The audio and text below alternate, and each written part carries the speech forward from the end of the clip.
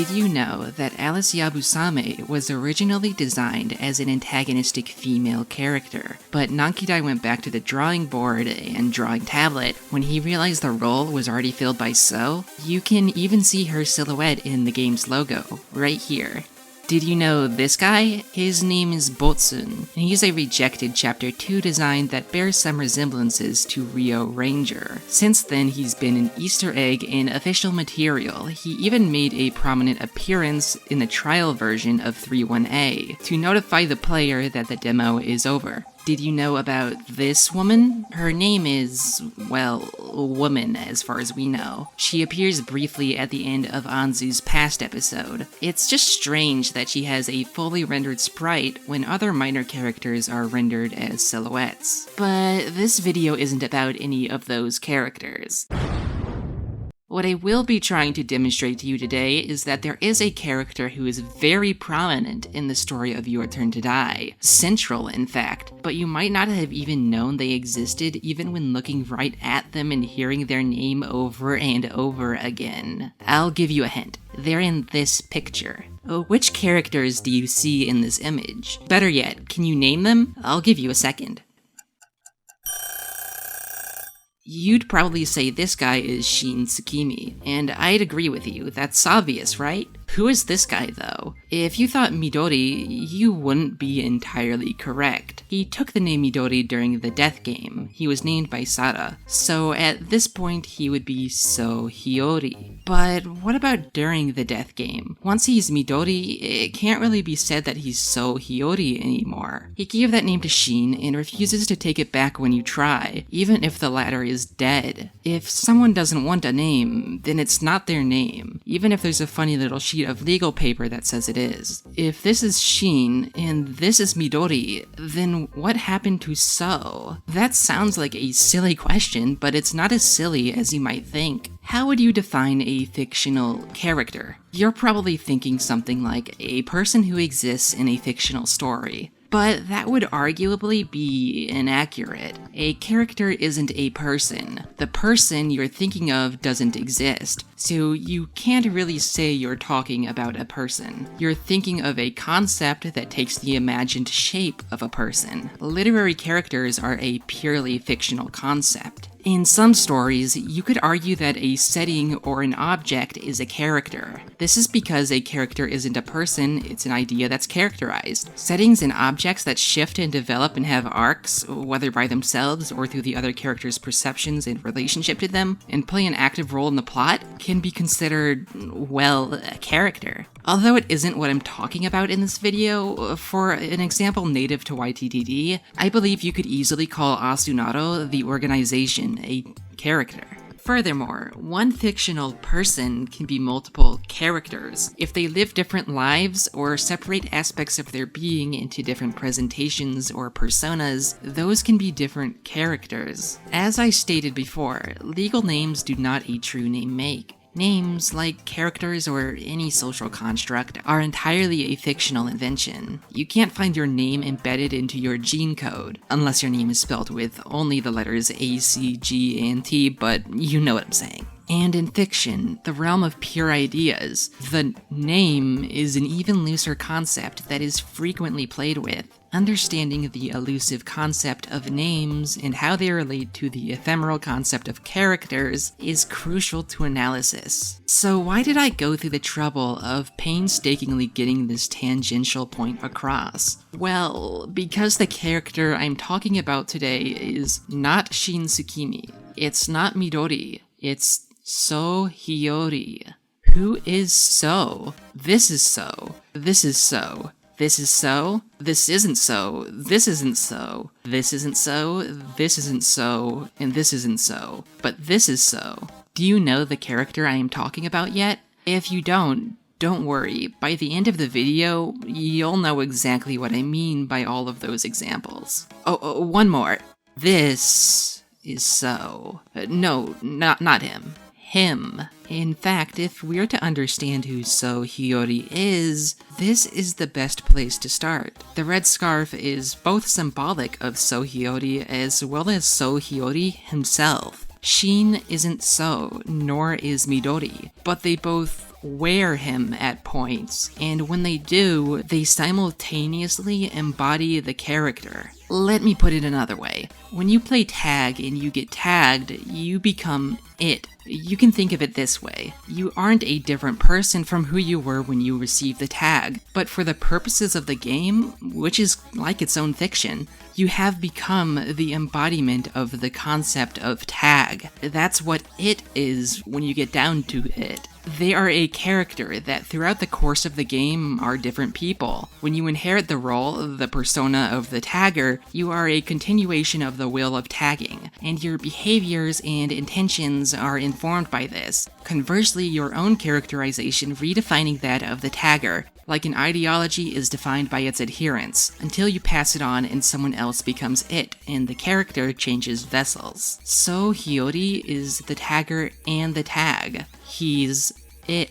If that's still confusing, I don't blame you. We're observing a playground of the abstract, though that is largely the fun of fiction. Don't worry, I'm sure in time it'll all become clear. Our lovingly behated seaweed head, the original wearer of So, the original it, defines the start of his character arc and the framework of his behaviors, the rules of the game as seen by who wears So next. So is manipulative and unempathetic. He sees others as toys and uses their trust to mold them, break them, and guide them to his own ends. At the earliest point in the timeline, that's the kind of character So Hiyori is. When that man left Shin's life, he left behind a subtle, lingering trauma. He left behind the scarf. Even though he had left, So Hiyori was still with Shin. Sometime before the death game, Shin dons So himself. So coils around Shin's neck, resting his hand on him, strangling him. It isn't until the death game, that stressful, life-threatening event, that he makes his presence known. His trauma manifests itself in his mind and tells him to abandon himself. Whether he realized it or not, his relationship with the green-haired man he thought of as a scary friend left a mark of inferiority on his soul. Shin isn't good enough. It never was. That kind, self-sacrificing 0.0% boy would never make it.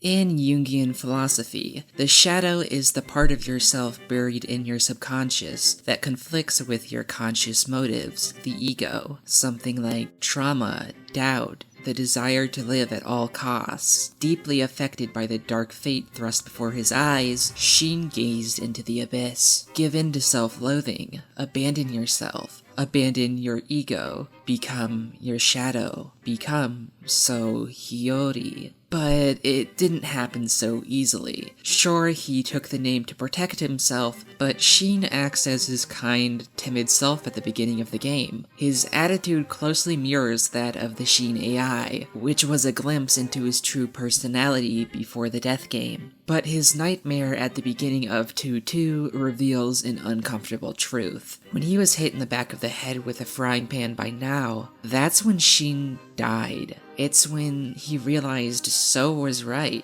Shin had no allies. He couldn't afford to trust. The man whose legal name is Shin Tsukimi exists, but Shin no longer does. He has adopted the persona once owned by the man he looked up to, a person who could be scary but whom he nonetheless considered a friend. The repressed emotional wounds open up like a red scarf. He can't be Shin. He has to be someone better. He takes on the name of the person who made him vulnerable, who gave him that inferiority. Shin is dead, and So has changed hands, or necks as it were. Yet even then, this So was not Midori. Unlike the original It, he's still a human. Just like you can't fully suppress the shadow, nor can you the ego. And doing so became impossible once a second green person entered his life. When he took the sacrifice from Kana, the others assumed he deliberately passed it to the one who would eventually receive it,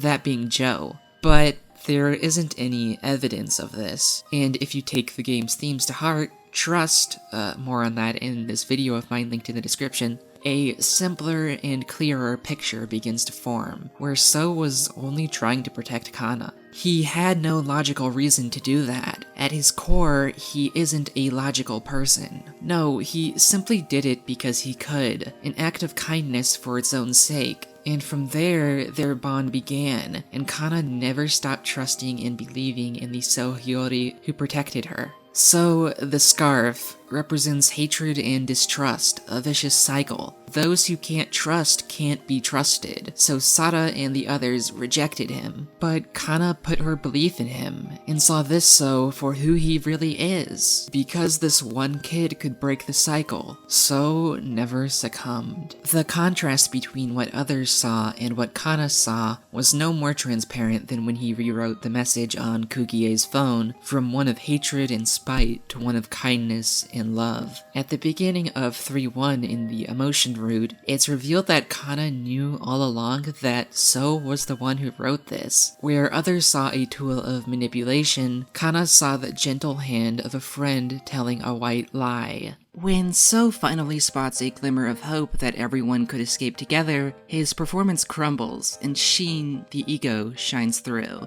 Aside from some bickering, he completely devotes himself to the goal of saving everyone. While So was fueled by fear for his own life, Shin was a selfless guy who wanted the best for everyone if there was any hope. That's why they had to take it from him by drilling his 0.0% into him. But they couldn't account for a shakeup in the game that would lead to such hope. For a moment after being assisted by Sara for his hacking, the facade completely shatters, and he ecstatically high-fives her, going as far as to drop the honorific from her name as though he considers her a close friend. The character we've been following thus far is So Hiyori, but Shin is still in there trying to escape. And in his last moments in the emotion root, that's exactly what happens. At the climax of the second main game, after his identity becomes unraveled, and time is fleeting, he throws the reason he adopted the name aside and makes the decision to trust his fellow victims. When the vote comes down to him or Kana, he begs the group to vote for him in a desperate bid to protect her,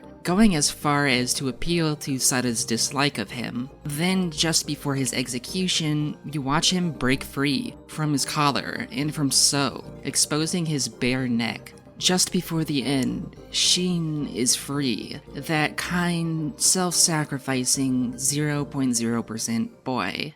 But even now, So isn't dead. His is an existence that transcends the physical, one that passes from person to person like a game of tag. 3-1 is largely a chapter about understanding Shin Tsukimi. In the logic route, it humanizes So and prepares us for the baggage we are going to have to overcome to save Shin in the finale. In the emotion route, it plays out more like a eulogy, and proof that Sada's hatred that factored into her vote was short-sighted. Yet another reminder that to believe in each other is the correct way to live in the eyes of the game. It shows us the Shin we never knew, the person Kana knew the whole time, submerging us into her world. But that's wrong, isn't it? Because Kana didn't know Shin. From the moment they met, she knew So. When Midori reveals the truth of their connection and the tragedy of their circumstances to taunt Kana, she remains unfazed, because So, much like Kugie, never left her side, and thus the character arc of the hidden character So Hiyori closes, once characterized as a manipulator, through the introduction of humanity and trust, has become a kind-hearted protector.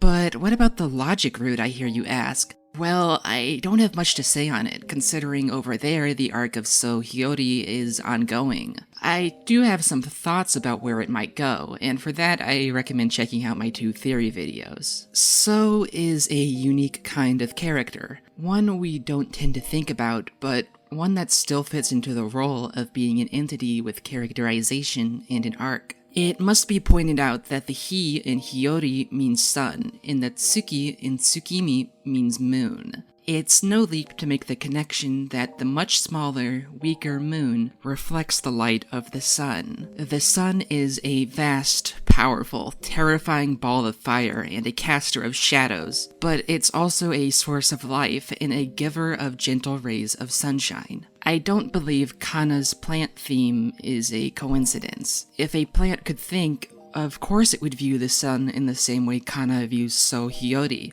after the kindness, the life it gives to the plant. Heliotropism is a behavior in flowers to point towards the direction of the sun. I wish the fans of Your Turn to Die would exercise the same intentionality behind the use of names and characters as the game, to know who is So and who is Sheen. I hope this video shed some light on that, as well as offered some insight into the character you may not have known even existed. Feel free to subscribe for more content like this, follow me on Twitter, comment your thoughts, and leave a like to please the algorithm gods. I go by Melancholiholic, and you go by